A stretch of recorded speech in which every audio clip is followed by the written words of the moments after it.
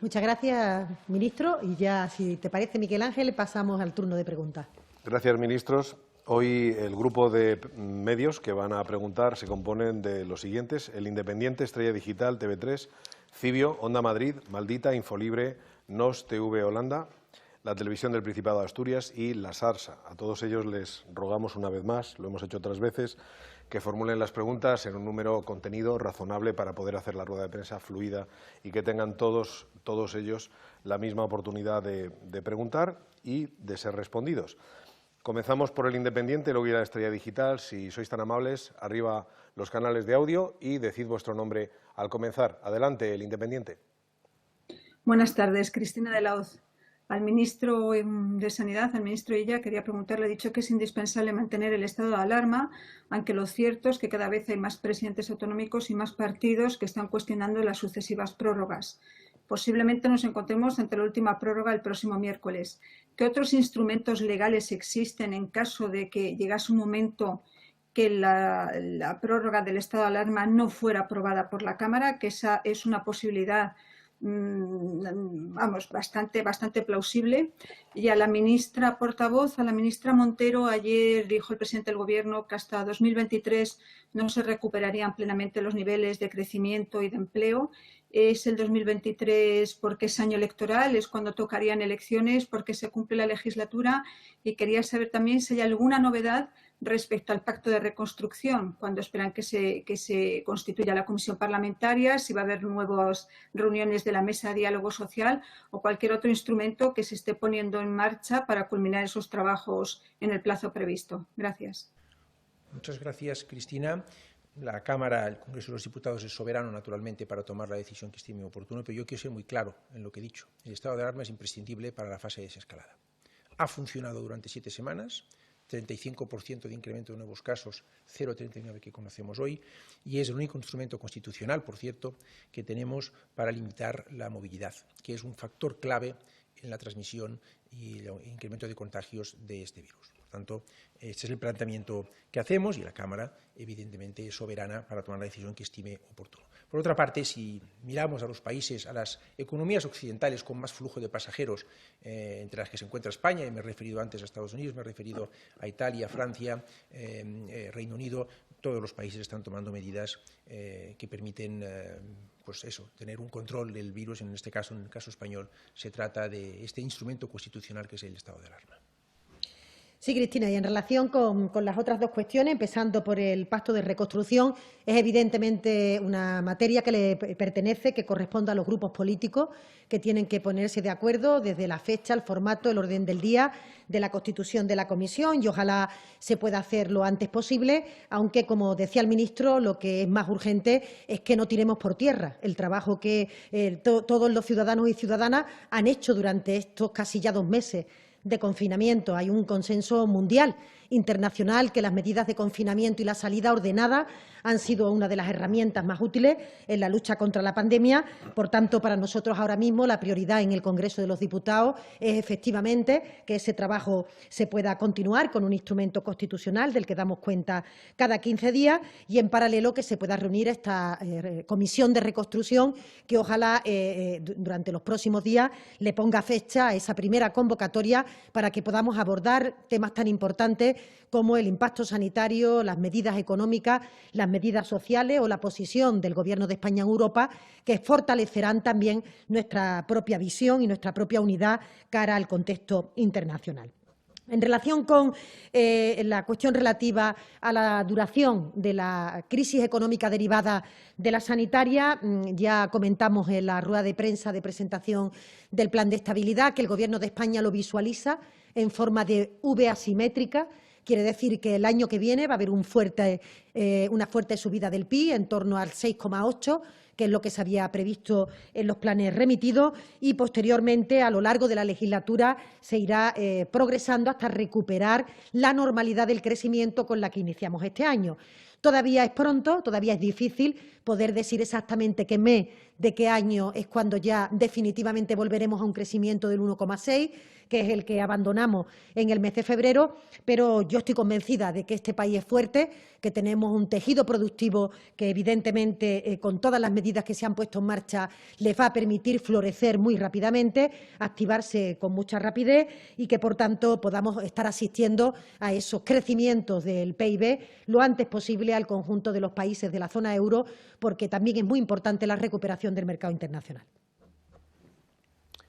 Estrella Digital, pregunta ahora, adelante. Buenos días, ministra. Quisiera hacerle una pregunta y dos preguntas al ministro Illa.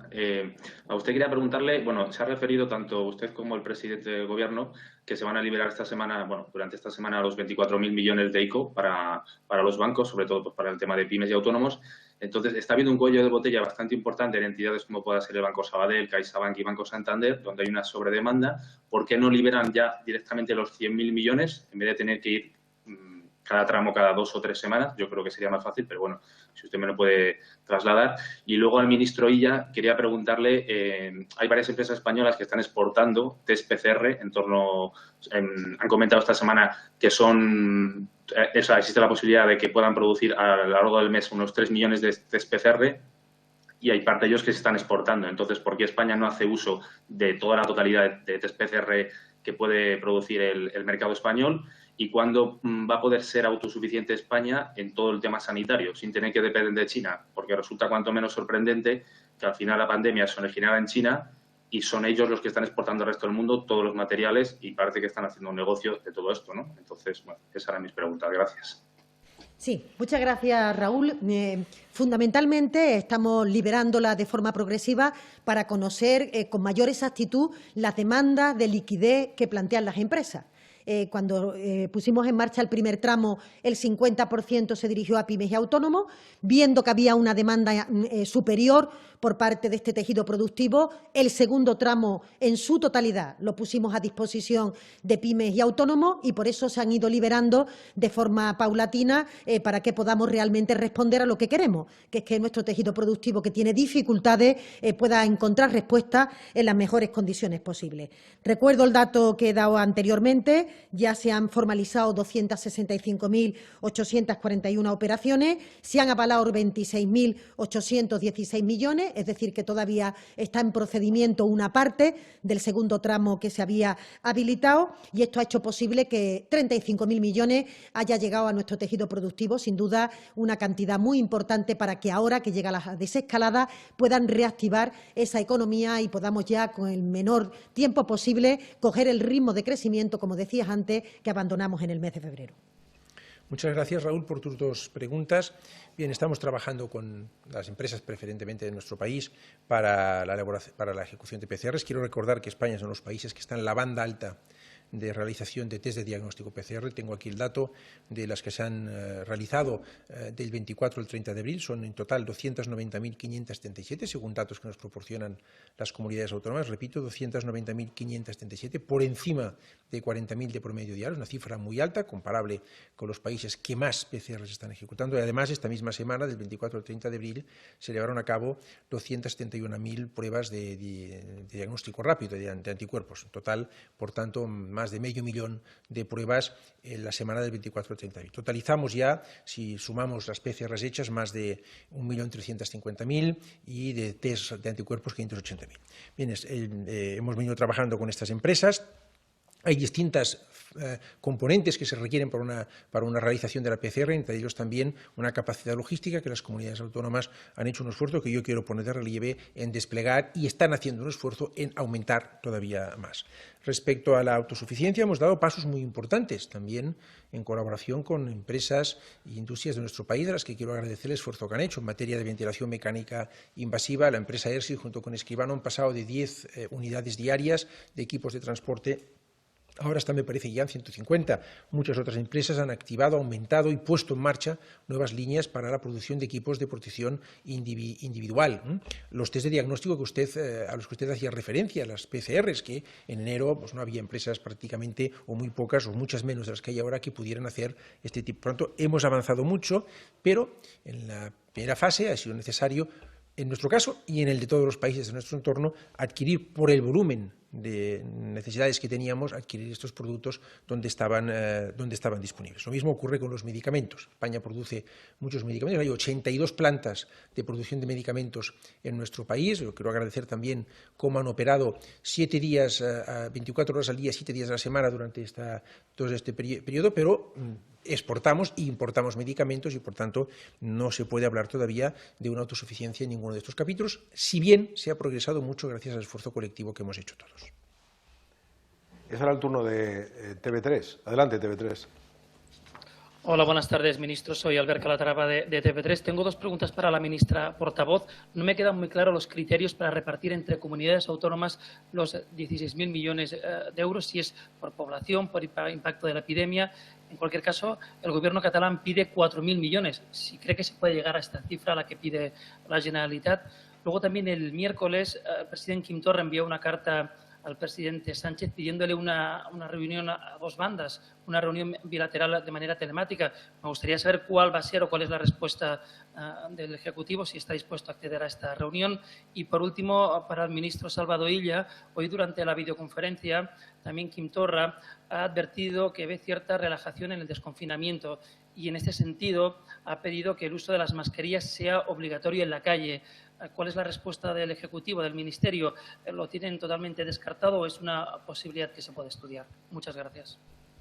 Sí, muchas gracias, Albert, por tus preguntas. Bueno, decir en primer lugar que ya las comunidades autónomas, en concepto de entregas a cuenta, en concepto de la totalidad de recursos del sistema de financiación, para que nos entiendan los ciudadanos, digamos que la fuente financiera de la que se nutren las comunidades autónomas han recibido este año 7.900 millones más que en el año 2019. Digo que esto es una cuestión muy importante porque si se hubieran calculado esas entregas a cuenta con la previsión de caída del PIB que mandamos a Bruselas, no solamente no hubieran incrementado sus cantidades, sino que la hubieran bajado en 9.500 millones de euros. Por tanto, ya hay una parte de inyección importante en esa orientación.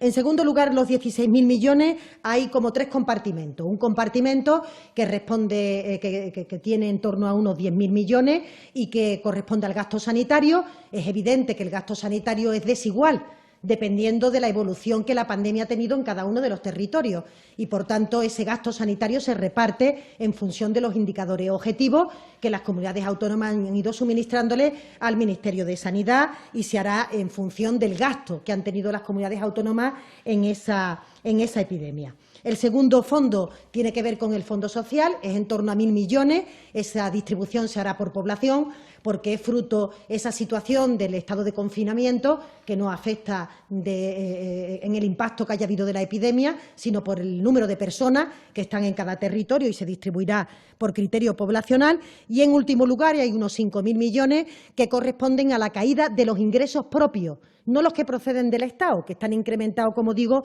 en 7.900, sino los ingresos propios que tienen las comunidades autónomas, que también el Gobierno de España los va a compensar por esa caída. Y me estoy refiriendo a actos jurídicos documentados o el impuesto de transmisiones patrimoniales, que es fundamentalmente el que ha sufrido una disminución con motivo de esta pandemia.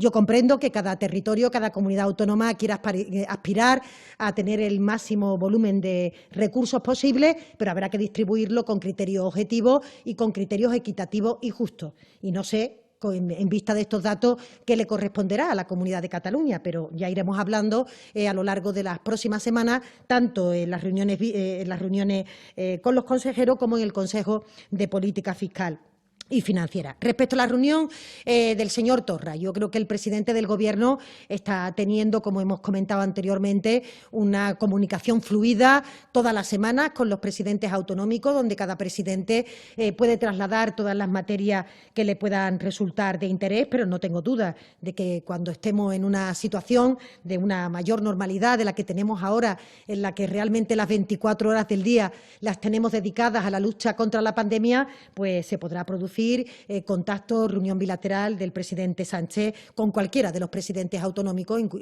y por tanto, incluido el presidente Torra. Muchas gracias, Albert. Es muy importante evitar cualquier tipo de relajación. He insistido en mi primera intervención inicial que no hay que perderle el respeto al virus y, por tanto, es muy importante evitar cualquier tipo de relajación. Con carácter general, lo que nosotros estamos viendo es que estas medidas de alivio de la fase 0, bueno, pues han sido, con carácter general, cumplidas de una forma muy ejemplar también por el conjunto de ciudadanos. En ese contexto de evitar cualquier tipo de relajación y, justamente, de tomar todas las precauciones que hay que tomar, es en el que se inscribe esta medida de hacer obligatorio el uso de la mascarilla en el transporte público colectivo, donde es muy difícil, a veces imposible, sobre todo cuando va a haber o se espera que haya un poco más de afluencia de personas usando este modo de transporte, va a ser muy difícil, a veces imposible, mantener la distancia interpersonal recomendada de 2 metros o como mínimo 1,5 metros. Por tanto, ahí es obligatorio el uso de la mascarilla. En otro tipo de situaciones de vida normal es recomendable, como era hasta ahora, y en aquellos lugares profesionales donde no se puede mantener la distancia interpersonal, como ocurre en el transporte colectivo, pues también tiene que usarse obligatoriamente la mascarilla, como venía siendo el caso hasta ahora. Es el turno ahora de Cibio. Adelante. Hola, buenas tardes. Soy Eva Belmonte de Cibio. Tenía primero un par de preguntas para el ministro. Quería preguntarle de forma muy concreta sobre unos contratos del INGESA que se han publicado en el Boletín Oficial del Estado y en la plataforma de contratos del sector público, en los que se pone que la dirección de la empresa es una dirección desconocida. Sabemos que los contratos de emergencia pues, tienen unas peculiaridades, pero en todo caso no limitan la transparencia ni la información que se tiene que publicar de cada contrato. Quería saber cuál es su opinión y si van a completar esa información. Sobre las medidas en marcha, 2 aspectos muy concretos que no quedan claros y por lo que nos pregunta mucha gente sabemos que no están quedando nada claros. Si las salidas a pasear y correr son excluyentes, si solo puede salir una vez al día las 2 cosas, ya sabemos que puede salir a esas y a las excepciones del estado de alarma, pero si puede salir solamente o a correr o a pasear 1 vez al día o 2, hay muchas dudas con eso por cómo está escrita la orden ministerial. Y, sobre todo, tal y como está escrita la orden ministerial, la franja infantil afecta a todos los municipios, también a los menores de 5.000 habitantes. Entiendo que no era la intención del Gobierno ponerlo en un punto aparte, no en el punto 5, pero hay muchas dudas sobre eso en ayuntamientos pequeños. Y luego también sobre las medidas de desescalada, y esta es una pregunta para la ministra portavoz. Está habiendo mucha confusión en ayuntamientos, las fuerzas de seguridad que están diciéndole a los ciudadanos que pueden o no pueden hacer cosas que sí pueden o no pueden hacer. O sea, tengo la sensación, por todas las consultas que nos llegan, que son muchas, que tanto las fuerzas de seguridad como muchísimos ayuntamientos no están dando las instrucciones correctas a los ciudadanos, que luego pueden ser multados, por ejemplo, por la Policía Nacional. Me gustaría saber cuál es la coordinación que se está haciendo para explicarle estas nuevas medidas de desescalada, no solo ahora, sino también de cara a todo lo que nos viene en las próximas semanas. Muchas gracias. Muchas gracias a ti, Eva, especialmente por la primera pregunta que me haces, relativa a una información publicada en el Boletín Oficial del Estado sobre, si no me confundo, 14 contratos realizados en el marco del proceso de urgencia por INGESA, en el que hay algunos datos que no aparecen reflejados. Es un error administrativo, que va a ser corregido, si no hoy mismo, mañana. Por tanto, es un error debido pues a las características en que se ha producido esta publicación, pero evidentemente todos los datos que figuran como desconocidos son conocidos, se conocían al hacer el contrato y se trata de un error administrativo que lamento y que va a ser corregido, pues si no hoy mismo, mañana, relativo no a un único caso, sino hay varios casos que se encuentran en esta situación.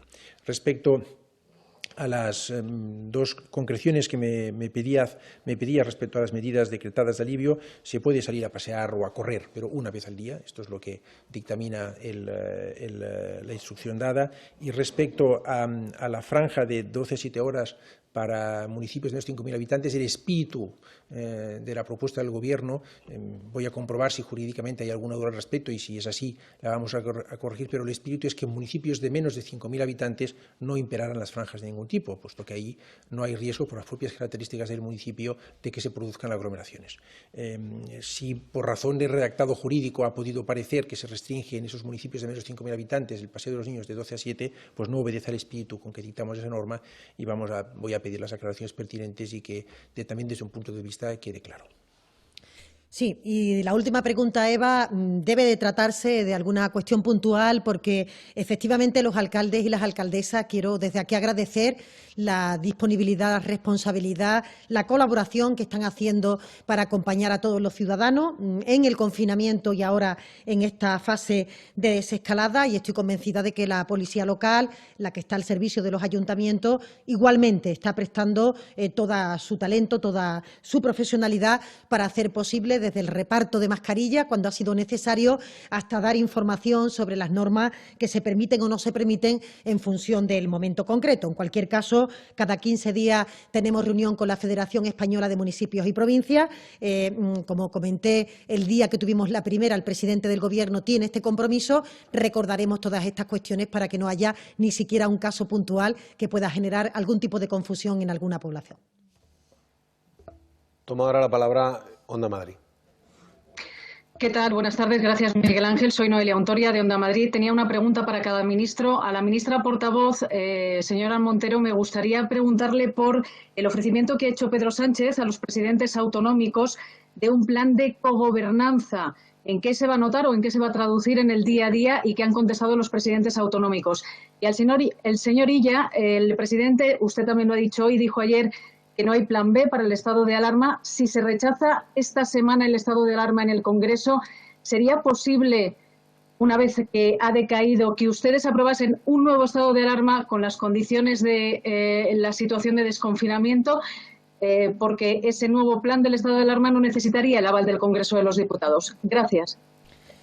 Muchas gracias, Noelia. Podríamos contestarla intercambiadas incluso, pero vamos a intentar trasladarla porque el propio ministro Illa ya en su intervención ha transmitido que una de las órdenes justamente versa sobre la gobernanza y, por tanto, de lo que se trata y lo que el presidente ha ofrecido y lo que ha transmitido es lo que viene haciendo durante todos estos días. El Gobierno, por supuesto, marca su orientación, su directriz, escucha a las comunidades autónomas y ahora, en el marco de las reuniones bilaterales que mantiene sobre todo el ministro Illa, se van a poder concretar algunos elementos que se quieren personalizar en determinadas partes del territorio. Estamos hablando de las unidades territoriales sobre las que aplicar la fase de desescalada o algunas otras cuestiones que tienen que ver con la definición de los propios indicadores. Pero insisto que el propio ministro, en la orden que ha detallado, es donde se expresan de qué manera se va a producir esa situación de diálogo permanente con las comunidades autónomas, que es un diálogo que es muy importante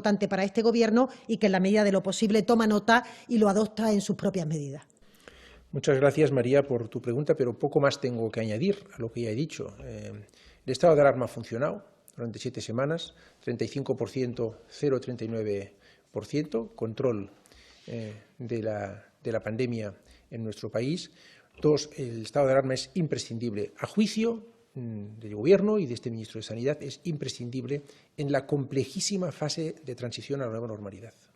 ¿Por qué? Porque nos permite limitar la movilidad, que es el vector de contagio más importante que hay. A partir de aquí, el Congreso de los Diputados es soberano para tomar aquella decisión que estime más conveniente, pero yo le tengo que decir lo que piensa el Gobierno y lo que piensa este ministro de Sanidad, que es imprescindible en la fase de desescalada. Creo, además, que hay un consenso amplio, mayoritario en la ciudadanía española, valorando este hecho, que creo que es bastante objetivo, de que en 7 semanas ha funcionado, a pesar de las dudas iniciales que había, este decreto de estado de alarma, y también me va a permitir que ponga de relieve que el Gobierno, en concreto el presidente del Gobierno, cada 15 días se somete a la prórroga, a la consideración del Congreso de los Diputados, en una voluntad clara de explicar cómo está evolucionando la pandemia y de someterse a aquella consideración que estime conveniente el Congreso de los Diputados. Maldita.es, adelante. Buenas tardes, ministros. Soy Sergio Sangiao, de Maldita.es. Primero, para el ministro Illa, queríamos saber, porque ha confirmado ahora que las terrazas de los bares en la fase 1 finalmente van a poder abrir con un 50% del aforo, queríamos saber a qué se debe esta rectificación o cambio de criterio del Gobierno, porque cuando se anunció la medida se dijo que tendrían que abrir con el aforo un 30%. Y para la ministra portavoz, queríamos preguntarle por las solicitudes de transparencia. Las peticiones de información que están haciendo los ciudadanos al Gobierno a través del portal de transparencia no se están tramitando ni respondiendo desde el inicio del estado de alarma. ¿Se plantea el Gobierno añadir las solicitudes de acceso a la información como una excepción a la suspensión de plazos administrativos, viendo que el estado de alarma, al menos por ahora, se sigue prorrogando? Hay otros países, como por ejemplo Argentina o Reino Unido, donde la suspensión de plazos administrativos no afecta a estas solicitudes ni a la transparencia en general. Incluso en España, por ejemplo, la Junta de Castilla y León está tramitando y respondiendo las solicitudes con total normalidad. Muchas gracias.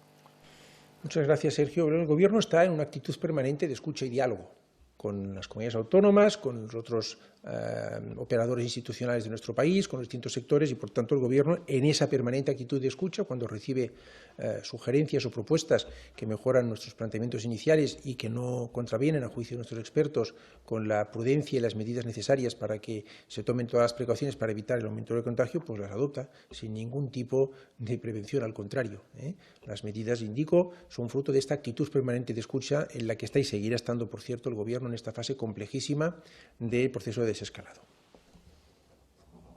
Sí, en relación con la segunda pregunta, Sergio, como bien sabe, la interrupción de esos plazos está enmarcada en un contexto más amplio, que es la totalidad de la interrupción de los plazos administrativos, que fundamentalmente persiguen evitar perjudicar al ciudadano cuando tiene que recurrir, sobre todo en materia tributaria, cuando tiene que responder a alguno de los requerimientos que le hace la Administración y la imposibilidad física de poder desplazarse, y por otra parte también a la necesaria capacidad de racionalizar los recursos de las administraciones para que el teletrabajo pueda ser la tónica general que se ha establecido. Hemos empezado a activar algunos de esos plazos y algunas conversaciones en algunos ministerios, en el entorno judicial y en otros entornos. Vamos a valorar también este apartado, porque este Gobierno, desde luego, más transparente no puede ser. El presidente está cada 15 días yendo al Congreso de los Diputados.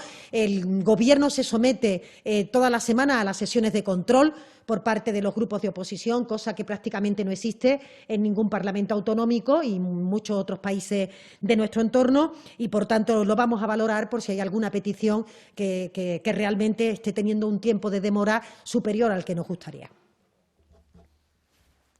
Infolibre, adelante. Sí, hola, buenas tardes. Soy Fernando Varela de Infolibre. Tengo 3 preguntas. La primera para la ministra portavoz. Hay al menos 4 presidentes autonómicos que están en contra de mantener el estado de alarma. 2 son del Partido Popular. En el PP tienen muchas dudas sobre el mantenimiento de esta fórmula. Mi pregunta es muy concreta. Ustedes, como Gobierno, ¿qué van a hacer? ¿Van a intentar hablar con el líder del Partido Popular para que facilite la prórroga del estado de alarma, o se van a limitar a esperar a que el miércoles, cuando se debata esto en el Congreso, el Partido Popular haga lo que crea que le resulte conveniente? Y tengo otras 2 preguntas para el ministro Illa. La primera tiene que ver con la cogobernanza, los mecanismos de cogobernanza que ha anunciado. Habla de diálogo, habla de consenso. Me gustaría saber si, en última instancia, en caso de discrepancia, la última palabra la va a seguir teniendo el Gobierno de España. Y la última es una pregunta más concreta sobre la fase 1. En la fase 1 se van a permitir reuniones de hasta 10 personas. Me gustaría saber cuál es el máximo de desplazamiento que se permite a los ciudadanos para mantener estas reuniones. Muchas gracias.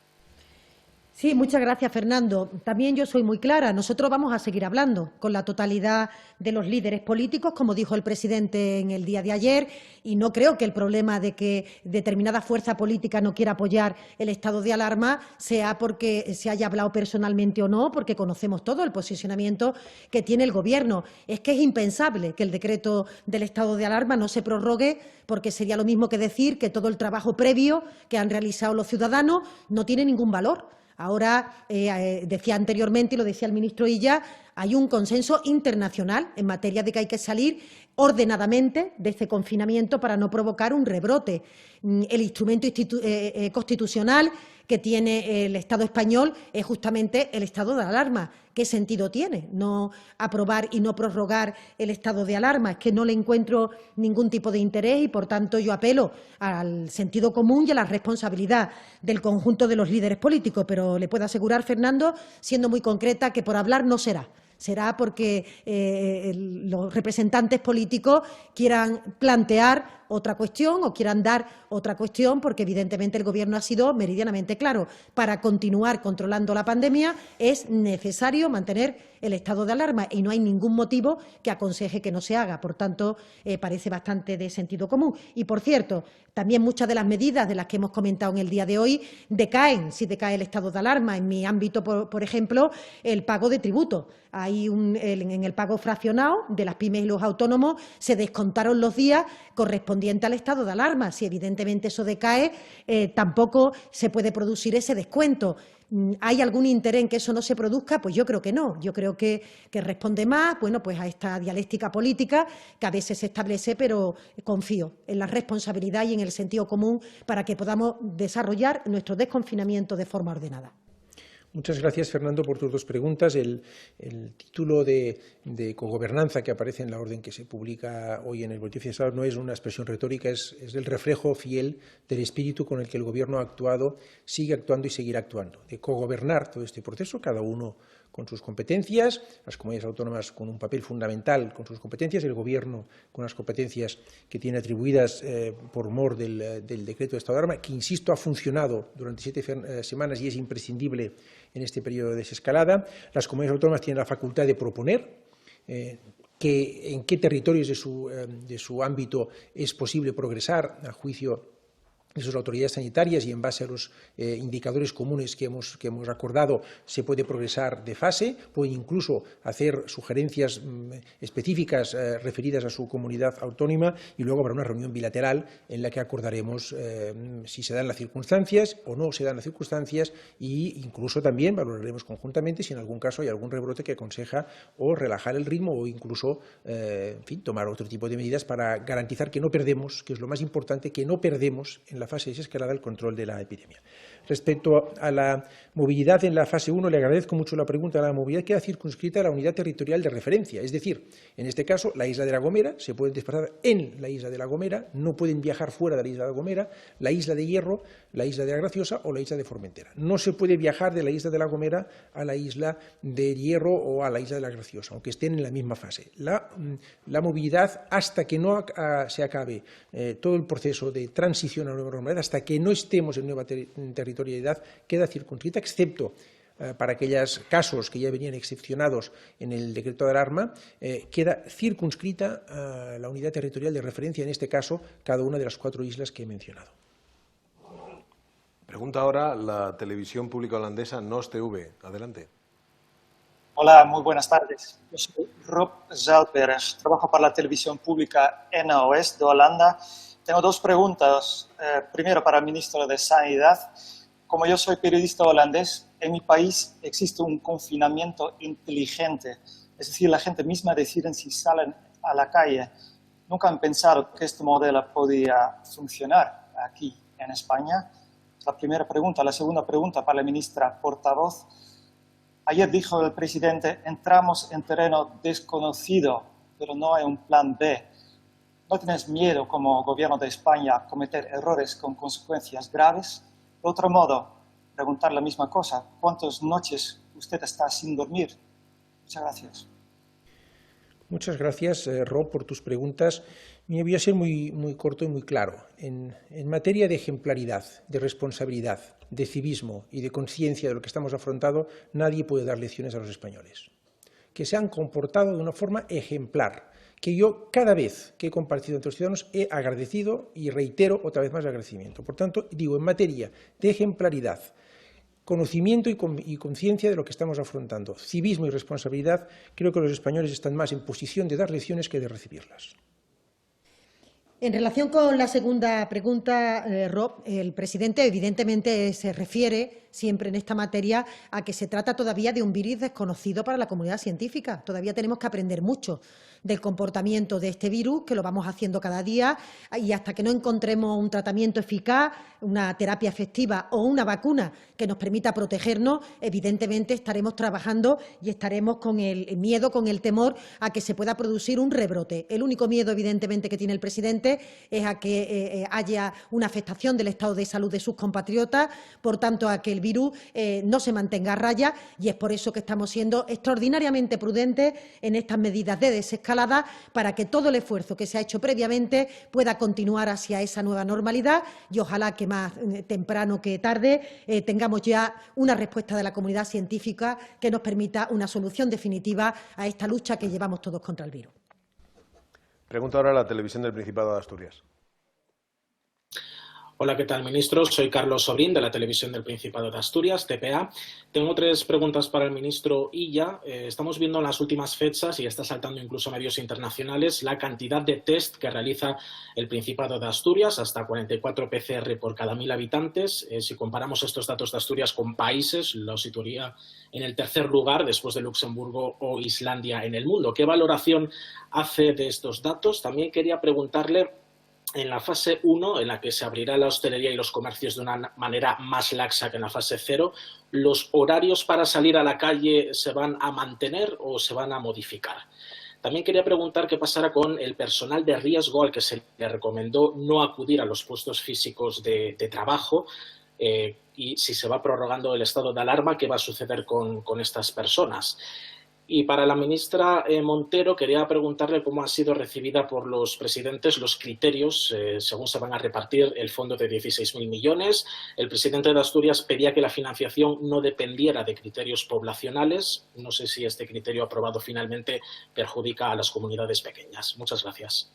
Muchas gracias, Carlos, por tus 3 preguntas. Efectivamente, Asturias está haciendo un nivel muy relevante de test, tanto PCRs como test de anticuerpos. Los datos que he dado antes se los puedo desagregar, si quiere usted, por la Comunidad Autónoma de Asturias. Mire, la semana del 24 al 30 de abril, el Principado de Asturias ha realizado 10.800 PCRs y ha realizado 8.535 test de diagnóstico de anticuerpos. Un esfuerzo por el testeo equiparable de otras comunidades autónomas, pero muy relevante.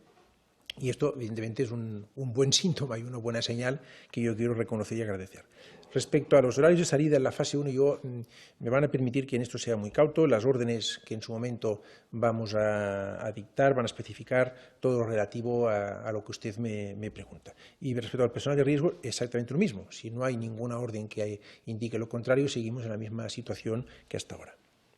Sí. Y la segunda pregunta, Carlos, todo el mundo, todas las comunidades autónomas se han felicitado por la creación de este fondo, han insistido mucho en si era un fondo adicional, quizás incluso, ministro, con una cierta incredulidad de que efectivamente el fondo era además de todos los recursos que ya tenían del sistema de financiación y de la liquidez, así se le ha confirmado, y el cálculo del fondo se ha hecho teniendo en cuenta la información que se le solicitó a las comunidades autónomas para hacer una previsión de cuál iba a ser el gasto que en total, tanto en gasto como en disminución de ingresos, iba a tener el subsector comunidades autónomas durante este periodo. Luego ya a la hora del reparto hay que entender que cada presidente autonómico, y yo he sido consejera de Hacienda de una comunidad autónoma y lo sé bien, defienda legítimamente lo que a cada uno le viene mejor. Hay comunidades autónomas que entienden que le viene mejor un criterio poblacional, pero no se trata para el Gobierno de España de lo que viene mejor, se trata de que lo que queremos atender es el gasto que se ha ocasionado con motivo de una pandemia que llegó de una forma imprevisible y que, por tanto, ha tenido mayor incidencia en los lugares donde ha habido un mayor número de contagios, y eso es una cuestión evidente, tanto en contratación de personal como en el resto de cuestiones, y 10.000 millones se repartirán en base a esos indicadores sanitarios, y luego hay 1.000 millones que corresponden al ámbito social, que ahí sí ya no depende del impacto sanitario que haya tenido la epidemia, sino que depende del confinamiento que ha sido uniforme para todo el territorio y tendrá un reparto poblacional. Y los otros 5.000 millones son para compensar la bajada de ingresos de los recursos propios que tienen las comunidades autónomas, actos jurídicos documentados, impuestos de transmisiones patrimoniales fundamentalmente, y que se hará utilizando también las series comparativas respecto a lo que venían recibiendo en el año 2019 y en los meses de enero y febrero. Pregunta por último la Sarsa. Adelante. Buenas tardes, soy Carmen de Fez, de la Xarxa. Señor Illa, hoy hemos estado hablando con comerciantes que deberían abrir mañana y de forma bastante general se quejan de falta de información porque no saben ni en qué condiciones ni qué deben hacer realmente. Muchos están esperando la publicación en el BOE de estas disposiciones que hasta hace escasamente unos minutos no se ha producido. Algún gestor incluso estaría aconsejando a sus clientes que ante el desconocimiento mejor no abrir. Teniendo en cuenta que son muchos comercios, medio millón, ¿no hay forma de hacer llegar estas medidas con más antelación y de una sola vez? ¿Temen que esto conduzca a un cierto desorden o incumplimiento de las condiciones de reapertura? Gracias. Muchas gracias, Carmen. Pues no tememos que haya desorden. Yo creo que todos entendemos que estos procesos de transición pues siempre tienen sus complejidades. Yo, otra vez más, quiero poner de relieve la colaboración que ha habido por parte de todo el mundo, en particular por parte de los sectores concernidos. Entiendo, lógicamente, la preocupación y las dudas que pueda suscitar. El Gobierno hará y seguirá haciendo, especialmente en las próximas horas, un esfuerzo máximo de comunicación para que todo el mundo conozca los pormenores y los detalles en que esto se puede llevar a cabo. Muy bien, pues si no hay ninguna pregunta nos despedimos, como siempre agradeciendo el comportamiento ejemplar a todos los españoles y españolas y deseándoles que en el día de hoy puedan disfrutar de ese alivio, de ese momento de respiro, de ocio en sus horarios particulares y que, por tanto, el día de hoy también sea un día añadido, un día conquistado al mañana que esperemos que sea muy pronto en donde recuperemos esa nueva normalidad. Muchas gracias. Muchas gracias.